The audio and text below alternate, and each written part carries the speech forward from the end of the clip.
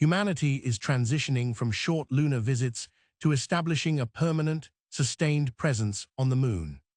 As of the major 2026 restructuring under NASA Administrator Jared Isaacman, the agency is aggressively pivoting from orbital stations toward direct surface infrastructure at the lunar South Pole. Why the lunar South Pole? NASA is targeting the Moon's South Pole, specifically areas like the Shackleton Connecting Ridge, because of the multiple strategic advantages. The region contains permanently shadowed craters holding water ice, which is critical for manufacturing breathable air, drinking water, and rocket fuel. The harsh environment forces innovation in radiation shielding, extreme temperature survival, and dust mitigation, essential practice for future Mars missions.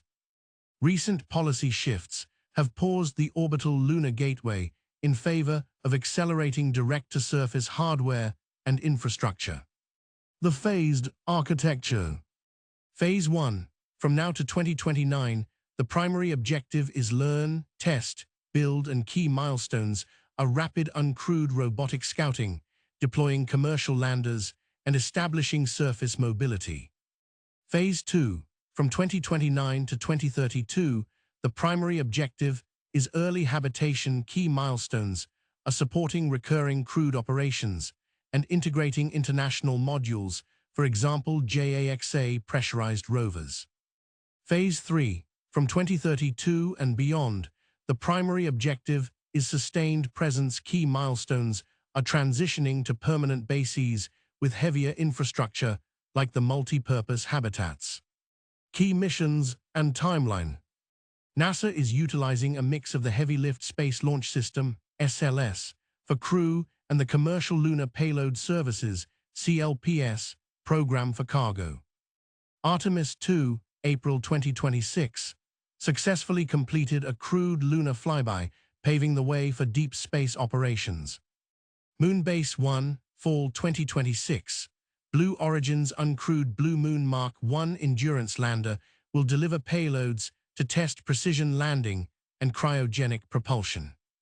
Moonbase 2, late 2026.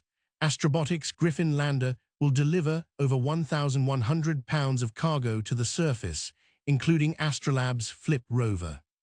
Artemis III, late 2027, now refocused on testing integrated systems and commercial landers in Earth orbit. Artemis IV, early 2028, targeted as the first American crewed lunar landing since 1972. Critical hardware and technology. To make a permanent base a reality, several pieces of next-generation technology are currently in development and deployment. Lunar Terrain Vehicles, LTVs. NASA is heavily investing in both crewed and uncrewed mobility systems.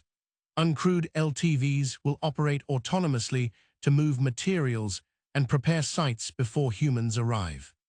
Commercial landers.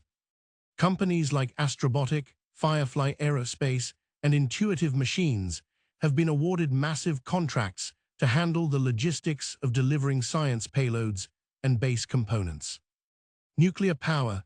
To survive the long, freezing lunar nights, the base will rely on advanced radioisotope heater units and power generation systems. Spacecraft. The Orion capsule remains the primary vehicle for transporting astronauts from Earth to lunar orbit. June 2026, press conference on Moonbase updates.